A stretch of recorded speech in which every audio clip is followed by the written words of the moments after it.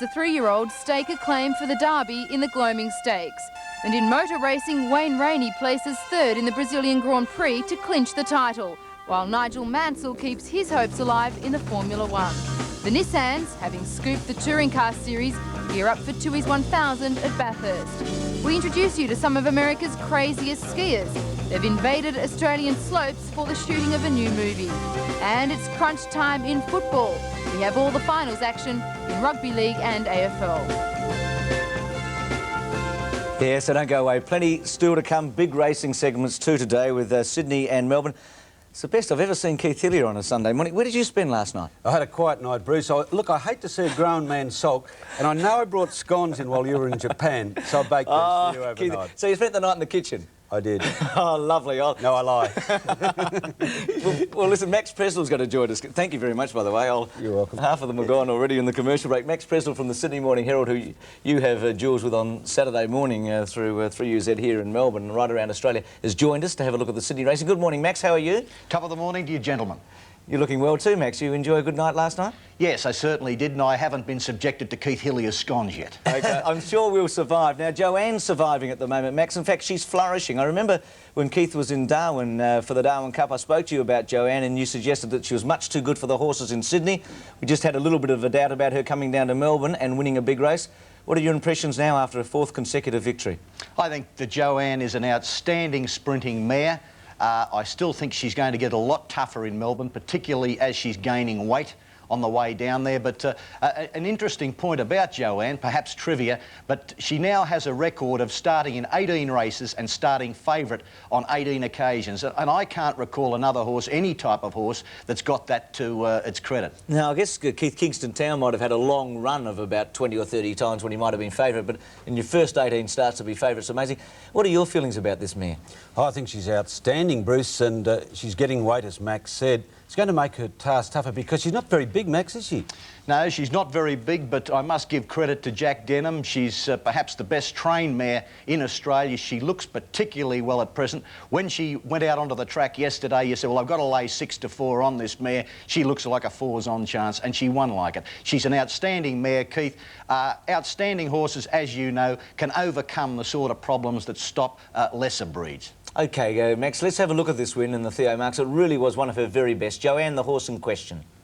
To the 900 mark with me and Jackson River are the 2 leaders. A length away, Joanne in the box seat, followed by Begone. Final card on the fence, and then Fort Isle and Cavalier, followed by Comrade and Post Electors last. Coming up the hill now, 700 out, and the 2 leaders are Scorching Grass with me and Jackson River. They're going together. In 3rd place, Begone on the outside of Joanne, and 2 lengths away, Final Card. That horse has travelled very kindly for Quinton today. Cavalier on the outside, a gap to Comrade, followed by Post Elect and Fort Isle as they near the turn. Into the straight with me, led over Jackson River, Begone 3 deep. Joanne behind those, being tracked up by Final Card as they turn the corner. With me, pinch to break, straightening up, got a length on Joanne. Dittman's going after the leader now on the favourite, Joanne. Joanne is coming it with me. They're clear of Jackson River. Final Card can't go on. 58.5 kilos, no trouble at all. And Joanne is storming away. Gee, she's a mare and a half. And Joanne scored easily, very close for second. Final Card or with me. And then Cavalier, Begone, Post Elect and Comrade. Jackson River weakened out of it.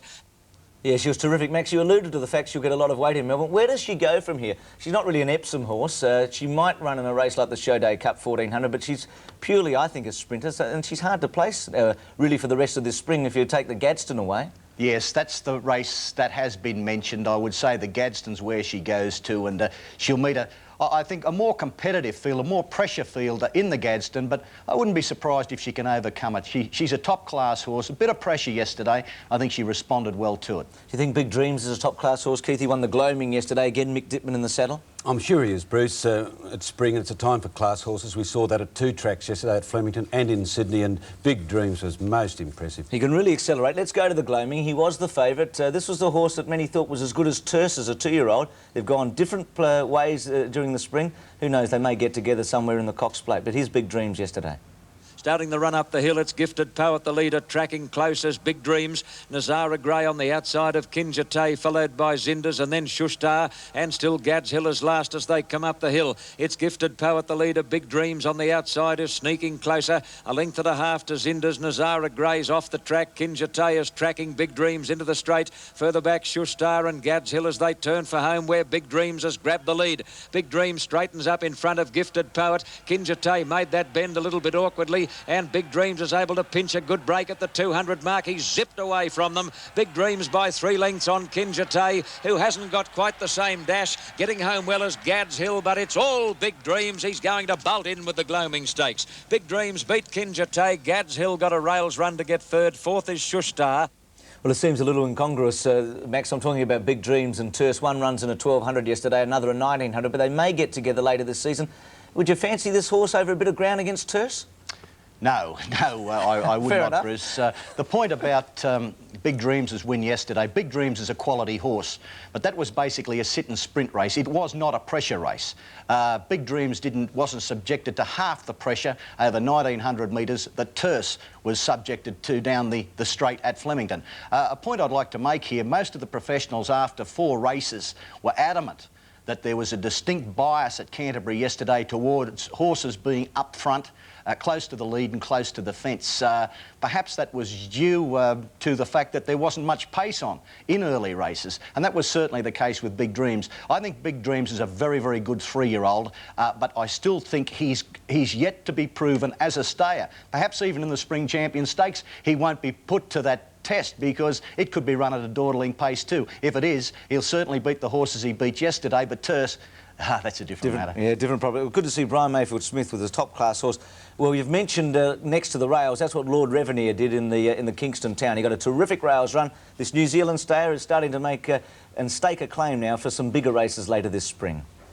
As they come up the hill, and they're starting to bunch up tightly. Impressionist and Plum Jam with Hammond going up to make a line of 3. Princeville will have to go 4 deep on the home turn. Maharaja behind those with nowhere to go at the moment. And then Centro and Dual Treasures as they come around the corner. And Willie Tell at the head of the others, but straightening for home. And Hammond on the outside has rushed up to grab the lead. Hammond hit the front, straightening up. Maharaja the first to go after him. Out the head of the others, Lord Revenere. Lord Revenere getting through near the fence now. He's the danger. Maharaja tackled by Lord Revenere, who burst through on the rail, and he's home today, the plain-looking New Zealander.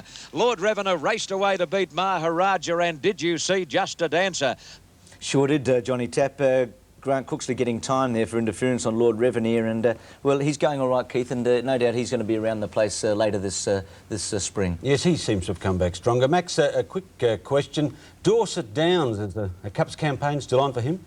Yes, very much on for him. Not only the Cups campaign, but I was talking to Tommy Smith yesterday, and Tommy Smith intends to take on Terse in the Cox Plate. And not only is he taking on Terse in the Cox Plate, but Tommy's confident he'll beat the 3-year-old. Gee, times have changed. TJ confident. Max, thanks for joining us, and we'll keep in touch with you throughout the spring. Some great racing again yesterday from Sydney. That'll be my pleasure. Max Presnell, and we take a break. After the break, Keith and I will be joined by the man who rode a great race yesterday on Durbridge to win the Craigley.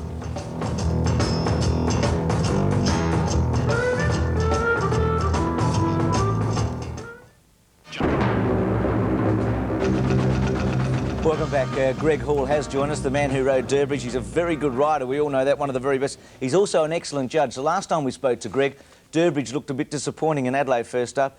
Greg wasn't dismayed. He said, don't worry about it. He looked a bit disappointing at his next start and his next start, but he wasn't disappointing yesterday, Greg, was he? He fired very well. Yeah, he did, mate. We said that last time on the show that he takes 3 or 4 runs, and he proved himself yesterday. He's very underrated, this horse. Keith, it was a good field. I mean, we had most of the stars of the spring. Shaftesbury Avenue was missing and Superimpose, obviously, but he donkey licked them. He looks every bit a Cox Plate horse on that run. When you look into this race, Bruce, the Craigley Stakes, since 1965, it has now been won 12 times by the previous season's Oaks or Derby winners. So it is a good field, and also it's the best guide for the Cups. Last year, Citizen, who won the Caulfield Cup, finished 3rd. Kingston Rule finished 4th and won the Melbourne Cup.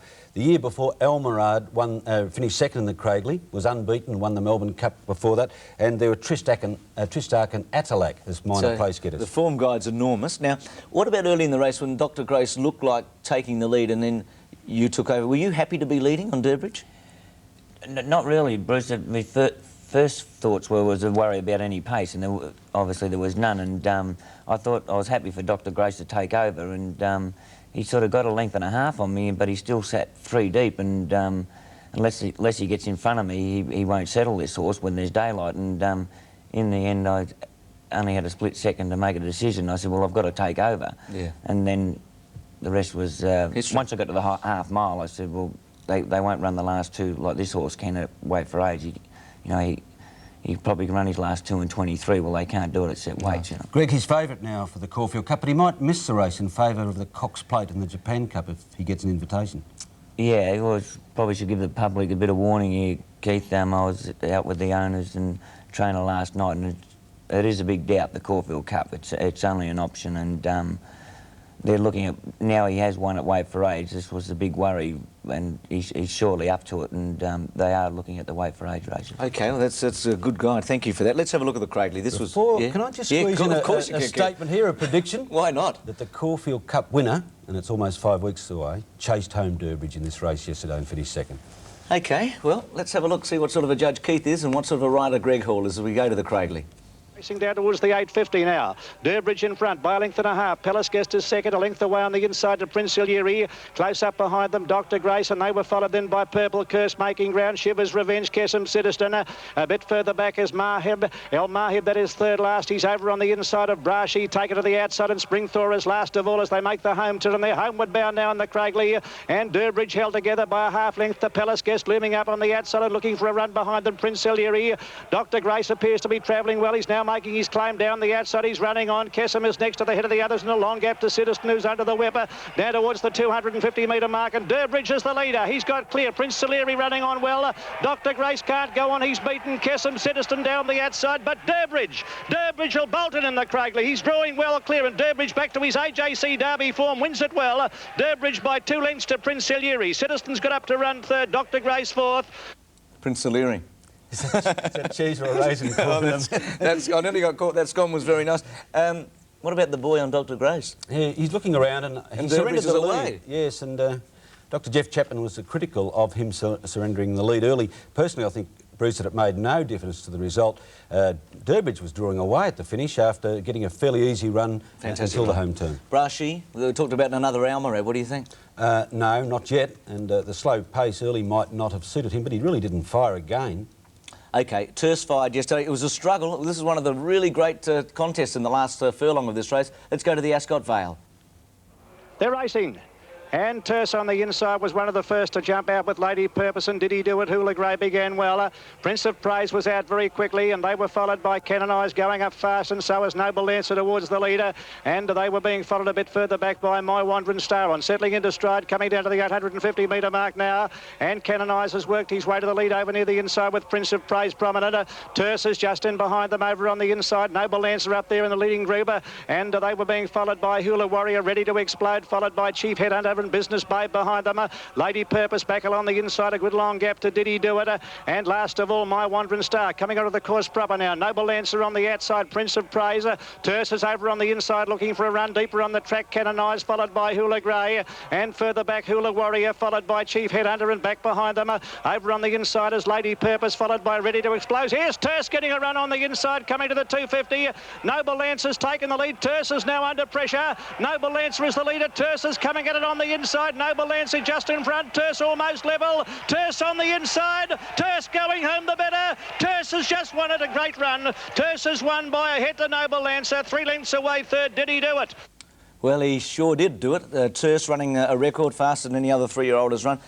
What do you think, Greg? I mean, we're raving about this horse. He's won 8 straight, 11 out of 13. He only beat Noble Lancer, dare I say, by half a neck. He gave him 2.5 kilos. Are we getting carried away?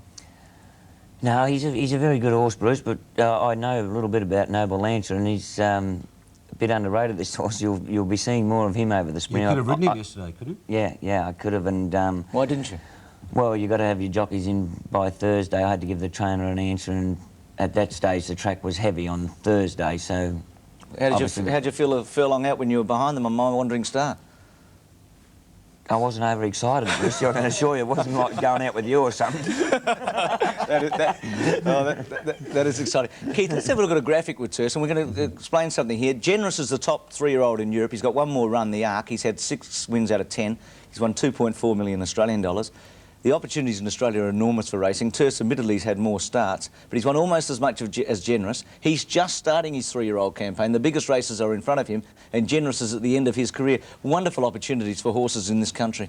That's a great advertisement, those stats there, Bruce, for Australian racing. I don't think that we have to be in the shadow of English racing anymore. I think that we're now independent. In fact, we're probably leading English racing. They have some problems over there. What do you, Turse, just on the Cox Plate finally, I mean, and is he good enough to win that race, do you think? Well, he ran a time yesterday that only 3 Newmarket handicap winners have betted since it went to metrics.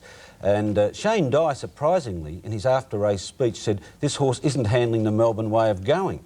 He said if he was, he'd win by 5 lengths, but he said he'll learn that. So if he ever gets to learn how to race down here, what's he going to do? I think he's a top chance in the Cox Plate. He's bred to run the distance. You think up the straight you'd handle the going? I know you'd probably lead with a different leg, but it should be all right up the straight, shouldn't you agree?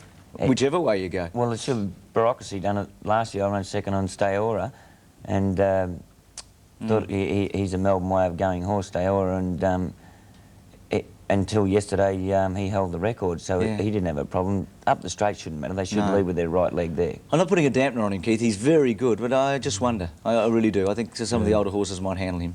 Well, it remains to be seen, but I think he's outstanding, Bruce, and 11 wins from 13 starts. How could you put a dampener on him? OK, Bobby Lewis yesterday, Street Ruffian, surprised a few. This is a very good horse. He's improving, and he showed a lot yesterday. There's a couple of good runs behind him, including the top weight St Jude.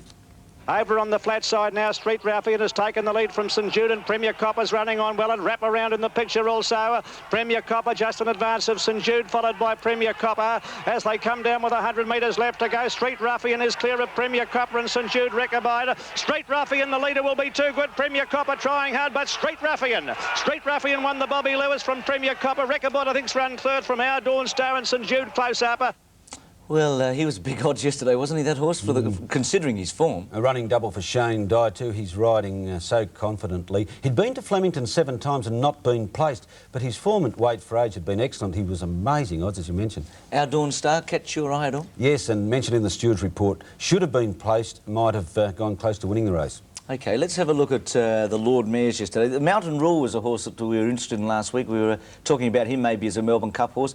Greg rides Narizzi in this. It's a very good run in 4th placing, and we'll talk about his prospects after the race. Jacarula being tackled for the lead by Steering, limbing up on the outside, and they're just in advance there of Ritual Star making a claim, followed by Lady Have a Heart looking for a way at Mountain Ruler. Finishing on down the outside is the Western Australian, the Hippogriff, as they come down past the 400. Steering tackled by Ritual Star and the Hippogriff on the outside, and Mountain Ruler trying to get a clear run. Now he's coming through in the centre with a strong run, Mountain Rule, and over on the outside, Lord Shicton. Mountain Rule in the centre's gone to the front, tackled by Lord Shicton on the outside. The danger, and the Hippogriff is finding plenty. It's Lord Shicton, the Hippogriff, and Mountain Rule can't go on. The Hippogriff, Lord Shicton getting the upper hand. Lord Shicton will go on and score. Lord Shicton by a half length, the Hippogriff. Third home, Mountain Rule. Yes, a maiden until this preparation. He's made some improvement, hasn't he, Lord Shicton? He won in July and August, that's right. So 3 wins, and the Harrison clan took up not only the winner's stall, but half the mounting yard after the race. That was pretty excited. What about the 4th place getter, the one you're on, Greg Narizzi? Now, he was favourite for the Melbourne Cup before he went wrong. How many years ago was that, 2? Yeah. Is that too long ago? That's what I'm getting at. Well, it was very exciting yesterday, actually, and I'm happy for Lloyd. Lloyd Williams, the owner. Yeah, and if this horse comes back, we know how good he is, because he was very unlucky in the Caulfield Cup, and I'm sure he would have won the Melbourne Cup that year, which was a big statement. But yeah, he was second to Cole Diesel in the Caulfield Cup. So at this stage, are you committed to a Melbourne Cup ride?